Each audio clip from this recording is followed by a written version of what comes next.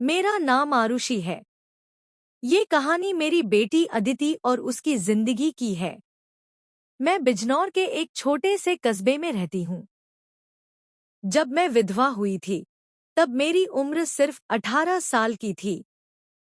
मेरे माँ बाप ने मुझे संभालने की बजाय मेरी दूसरी शादी कर दी, एक ऐसे आदमी से जिसके पहले से ही एक बेटा था और मेरे पास मेरी एक छोटी बेटी थी। अब घर में 2 बच्चे थे, एक मेरा बेटा अभिषेक और एक मेरी बेटी अदिति। दोनों एक ही कमरे में सोते थे क्योंकि घर में जगह कम थी और हालात बहुत तंग। लेकिन धीरे धीरे मैंने कुछ अजीब नोटिस किया। मेरी बेटी हर सुबह उठते ही अपनी चादर बदल देती और पुरानी चादर को छुपकर धोने लगती। कई बार तो वो बेहोश हो जाती थी। दिन ब दिन कमजोर होती जा रही थी।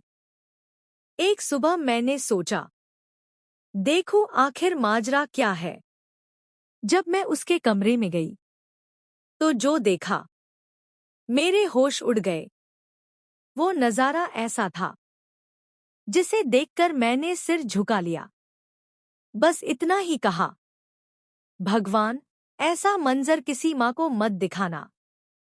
मेरी जिंदगी की कहानी भी किसी फिल्म से कम नहीं थी। मेरी पहली शादी 16 साल की उम्र में हुई थी। पति एक सरकारी स्कूल में मास्टर थे। 3 साल की बेटी के साथ मेरी दुनिया बहुत छोटी लेकिन प्यारी थी। फिर एक दिन स्कूल से लौटते वक्त एक्सीडेंट हुआ और वो हमेशा के लिए चले गए। वो दिन किसी कयामत से कम नहीं था। ससुराल वालों ने मुझे घर से निकाल दिया। कहा, मनहूस औरत, तू ही हमारे बेटे को खा गई। मायके लौटी, पर वहां भी जगह नहीं मिली। मैं हमेशा उन्हें बोझ लगती थी और शायद इसलिए उन्होंने मुझे दूसरी बार शादी के बंधन में बांध दिया। मेरे दूसरे पति अच्छे थे, लेकिन बीमार रहते थे। घर में बस 3 कमरे थे, एक में दुकान, एक में रसोई और एक में बच्चों का कमरा। जब वो भी गुजर गए तो मैं और मेरे बच्चे बस एक दूसरे का सहारा थे। एक दिन अचानक अभिषेक के कमरे की छत गिर गई।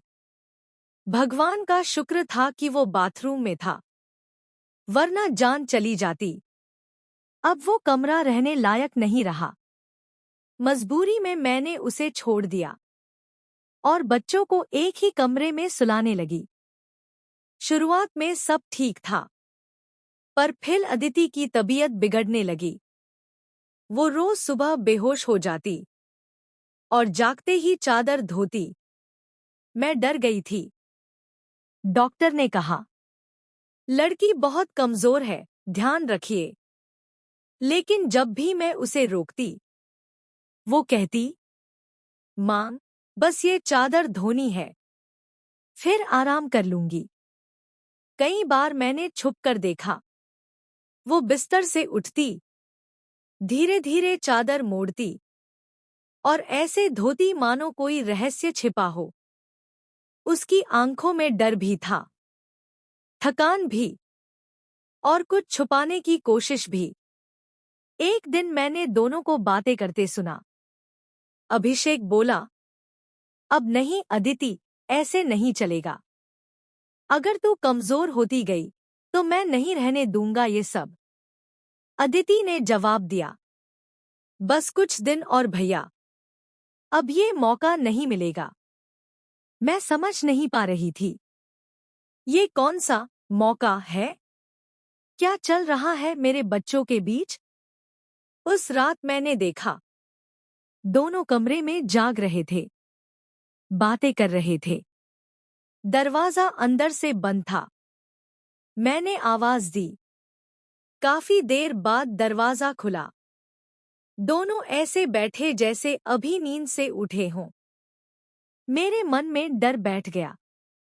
और अगले दिन मैंने देखा अदिति के बाजू पर नील के निशान थे। उसने कहा, छुरी लग गई। पर मैं जानती थी, बात कुछ और है। एक दिन अभिषेक ने अदिति को कुछ गोलियां दी। मैंने सुना, इसे खा लेना तो तू बेहोश नहीं होगी। मैं और डर गई। वो कौन सी दवाई थी? आखिर ये दोनों क्या छुपा रहे थे?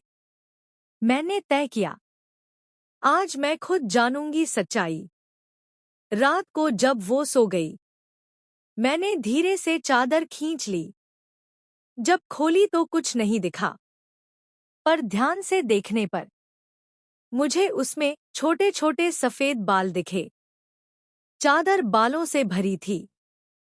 मेरे रोंगटे खड़े हो गए। ये बाल इंसान के नहीं थे, तो फिर किसके थे? अगले दिन जब अदिति को पता चला कि मैंने चादर देख ली है, वो डर के मारे कांपने लगी। मैंने उसे पकड़कर पूछा, सच बता, ये सब क्या है? वो रोने लगी। और जो उसने कहा, उसे सुनकर मैं पत्थर सी रह गई। उसने कहा, माँ, जैसा आप सोच रही हैं, वैसा कुछ नहीं है। दरअसल भैया के दोस्त ने हमें एक काम दिया था। उसके पास 3 नकली कीमती बिल्ली के बच्चे थे। वो किसी प्रयोग के लिए उन्हें पाल रहा था, पर संभाल नहीं पा रहा था।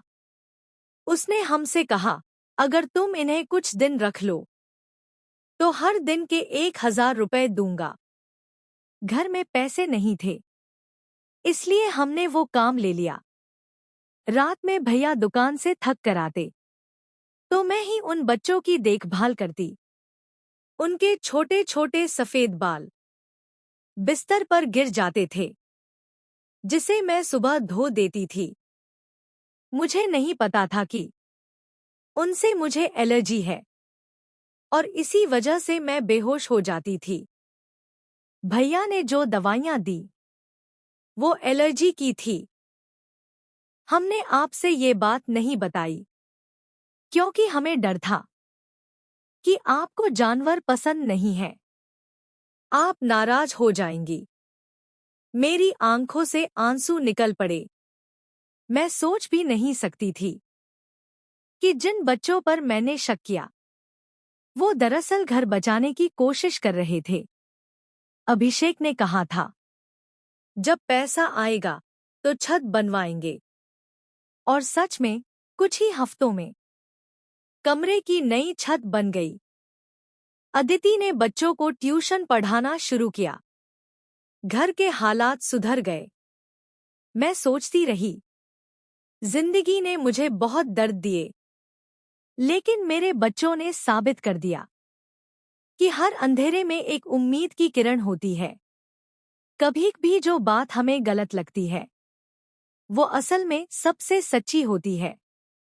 बस हमें उसे समझने की हिम्मत चाहिए। दोस्तों, अगर आपको यह वीडियो पसंद आई हो तो चैनल को सब्सक्राइब और वीडियो को लाइक जरूर करें।